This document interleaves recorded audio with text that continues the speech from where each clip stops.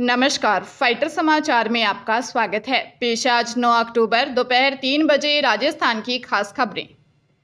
हरियाणा विधानसभा चुनाव में बीजेपी की जीत से राजस्थान के समीकरण भी प्रभावित होंगे। नतीजों ने राजस्थान के कांग्रेस और बीजेपी नेताओं के राजनीतिक कद भी नापे हैं। बीजेपी के पूर्व प्रदेशाध्यक्ष और हरियाणा प्रभारी सतीश पूनिया के लिए इन नतीजों ने सियासी संजीवनी का काम किया है। जीत ने पार्टी में पूनिया का कद बढ़ाया है और आगे चलकर महत्वपूर्ण जिम्मेदारी की भूमिका तय कर दी है।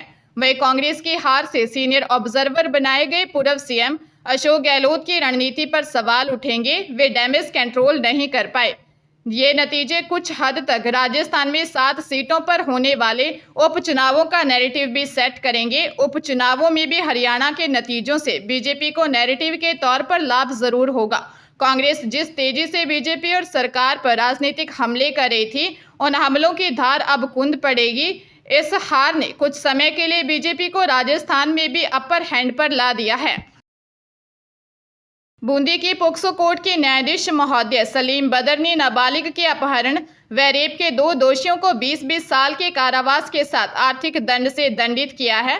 वह एक दूसरे मामले में रास्ते में छेड़छाड़ करने व उसका वीडियो बनाकर वायरल करने की धमकी देने के मामले में 2 दोषियों को 3-3 साल कारावास की सजा सुनाई है।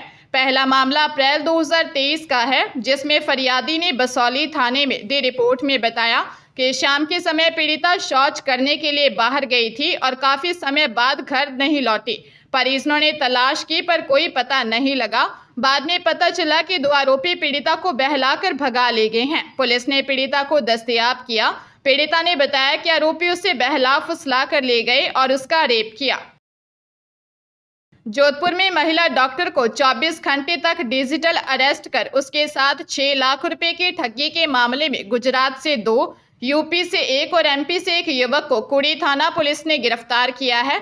इससे पहले जोधपुर के 2 युवकों को पकड़ा था। थानाधिकारी राजेंद्र चौधरी ने बताया कि पुलिस ने गुजरात के जामनगर निवासी 37 वर्षीय जुम्मा भाई समा, जामनगर पडाना निवासी 32 वर्षीय प्रदीप सिंह परमार, यूपी जलौन निवासी 20 वर्षीय पंकज सेंगर और इंदौर खजुराना निवासी 20 वर्षीय अनस अहमद को गिरफ्तार किया है।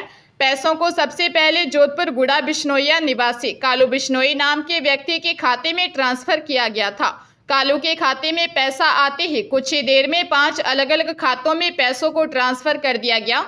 बता दें कि जोधपुर निवासी नम्रता माथुर को 24 घंटे तक डिजिटल अरेस्ट कर 6 लाख रुपयों की ठगी हुई थी। हरियाणा विधानसभा चुनाव में भाजपा को मिली जीत की खुशी में जयपुर में राजस्थान बीजेपी मुख्यालय पर आतिशबाजी कर मिठाई बांटी गई।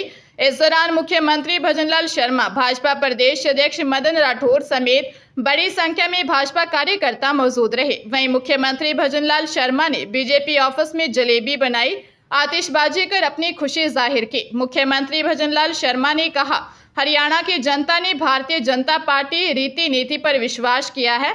हमारी पार्टी को तीसरी बार लगातार हरियाणा की जनता की सेवा करने का मौका मिल रहा है। मुझे उम्मीद ही नहीं बल्कि पूरा विश्वास है, देश में चौथी बार भी प्रधानमंत्री नरेंद्र मोदी के नेतृत्व में बीजेपी की सरकार बनेगी, क्योंकि हमारी पार्टी आम जनता की सेवा में जुटी हुई है। अब राजस्थान में होने वाले उपचुनाव में भी कार्यकर्ता पूरी मेहनत के साथ जुटेंगे।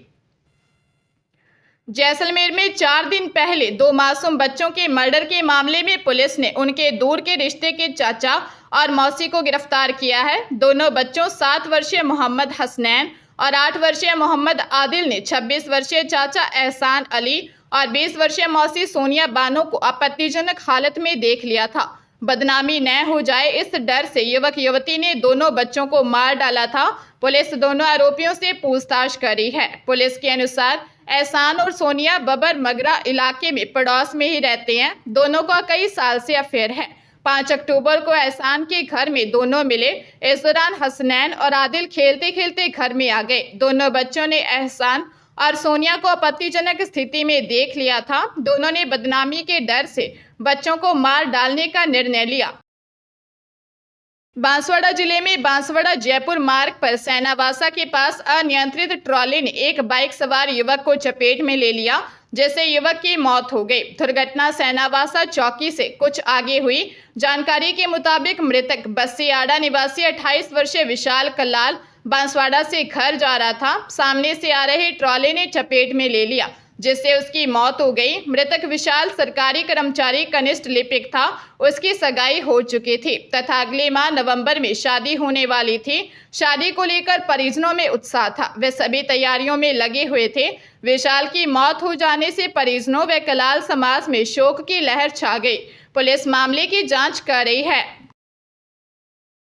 पूर्व सीएम अशोक गहलोत ने सीएम भजनलाल शर्मा के बयान पर पलटवार करते हुए कहा है कि सरकार को सर्कस मैं नहीं, बीजेपी के लोग ही बता रहे हैं। सीएम अपनी सरकार को लेकर सर्वे करवा लें, जनता का मत पता लग जाएगा। मैंने तो अपनी भावना बताई थी, सरकार काम नहीं कर रही। सीएम जिस प्रकार दिल्ली से अप डाउन कर रहे हैं, इसका जनता में मैसेज ठीक नहीं गया है। गहलोत ने कहा, आज गांव-गांव में चर्चा क्यों होती है? कांग्रेस सरकार की हमारी स्कीम्स की चर्चा हो रही है। आप किसी भी गांव में चले जाएं, मैं भजनलाल जी को कहना चाहूंगा कि वो अपनी सरकार की स्कीम्स और अपनी गवर्नेंस के बारे में सर्वे करवाएं, जनता का मत पता लग जाएगा। मैं नहीं कह रहा हूं, हम तो विपक्ष में हैं कहेंगे, लेकिन आप सर्वे करवा लीजिए। जो सत्ता पक्ष के लोग हैं वह अलग से क्या बात कर रहे हैं। सीकर जिले में अनाज व्यापारी से लाखों रुपयों की धोखाधड़ी का मामला सामने आया है। अनाज व्यापारी ने ट्रेडर्स से सरसों खरीदने का सौदा किया था, उसके अकाउंट में पैसे डलवाए थे। बाद में पता चला कि पूरी सरसों खराब और नकली थी। 33 वर्षीय मनोज कुमार निवासी लाडवा धौद ने पुलिस को दी रिपोर्ट में बताया कि वह अनाज व्यापारी है और किसानों से अनाज खरीद कर मंडी में बेचता है।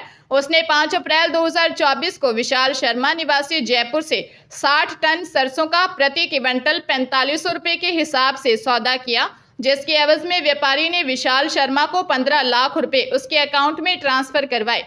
पैसे देने के बाद विशाल शर्मा ने व्यापारी के पास सरसों वाहन में लोड कर भेज दी, जो कि नकली और खराब है। फिलहाल पुलिस ने मामला दर्ज कर जांच शुरू कर दी है। ब्यावर जिले में आंध्र प्रदेश के टूरिस्ट की एक बस टोल नाके के पास खड़े ट्रक से टकरा गई। हादसे में बस के कैबिन में बैठी 60 साल की महिला उछलकर नीचे गिर गई और बस की चपेट में आने से उसकी मौत हो गई। इस हादसे में 13 टूरिस्ट घायल हुए हैं। बस में करीब 40 लोग सवार थे। बस में एडवोकेट और उनकी फैमिली मेंबर सवार थे। जैतारण थाने के एएसआई कैलाश नायक ने बताया कि आंध्र प्रदेश के कुछ एडवोकेट अपनी फैमिली के साथ जैसलमेर घूमने आए थे। वे वापस आंध्र प्रदेश की तरफ जा रहे थे। इस दौरान ब्यावर जिले के जैतारण थाना क्षेत्र के बिराटिया टोल प्लाजा के पास खड़े ट्रक से बस टकरा गई। हादसे में बस के कैबिन में बैठी आंध्र प्रदेश के सूर्यराव पेठा निवासी 60 साल की शंकरा देवी प्रसाद की मौत हो गई। पुलिस मामले की जांच में जुटी है। राजधानी जयपुर में एक परिचित द्वारा शादी का झांसा कर युवती से रेप का मामला सामने आया है। झूठ बोलकर आरोपी परिचित ने गहने कैश ऐंठ लिए। कमरे में सोते समय बाहर से बंद कर भाग निकला। बगरू थाने में 19 साल की युवती ने दी रिपोर्ट में बताया कि परिचित होने के कारण आरोपी मिठूलाल से बातचीत होती थी। मिलने जुलने के दौरान आरोपी परिचित ने नजदीकियां बढ़ा ली और 2 अक्टूबर को मिलने आने पर आरोपी ने अकेला पाकर उसके साथ जबरन रेप किया। विरोध करने पर शादी का वादा कर दुष्कर्म किया। झूठ बोलकर उसके पास रखे 60,000 रुपये और सोने को जोलिया व नथ छीन ली। सोते समय आरोपी परिचित कमरे को बाहर से लॉक कर भाग निकला। पुलिस मामले की जांच कर रही है। जोधपुर जिले में टेलीग्राम ग्रुप में पैसे इन्वेस्ट कर डबल करने का लालच देकर ठगे गए 22,280 रुपये। साइबर सेल जोधपुर ग्रामीण ने होल्ड करवाए। पुलिस थाना खेड़ापा की ओर से कोर्ट से रिफंड ऑर्डर करवाकर 22,280 रुपये की राशि परिवादी के बैंक खाते में रिफंड करवाई। फ्रॉडस्टर ने लिंक के जरिए मोबाइल हैक कर खाते से 22,280 रुपये ठग लिए थे, जिसे रिफंड करवाया गया। एसपी ग्रामीण राम मूर्ति जोशी ने बताया कि परिवादी मदन लाल निवासी खेड़ापा को ठगों की ओर से टेलीग्राम ग्रुप में पैसे इन्वेस्ट कर डबल करने का लालच देकर एक लिंक भेजा गया। लिंक पर क्लिक करने पर परिवादी के मोबाइल के बैकग्राउंड में एक रिमोट एक्सेस ऐप इंस्टॉल हो गया। इसके बाद ठगों ने मोबाइल हैक कर कुल 280 रुपये निकाल लिए। पुलिस ने कोर्ट से रिफंड ऑर्डर करवाकर पूर्ण 22,280 रुपये की राशि परिवादी के बैंक खाते में रिफंड करवा दिए।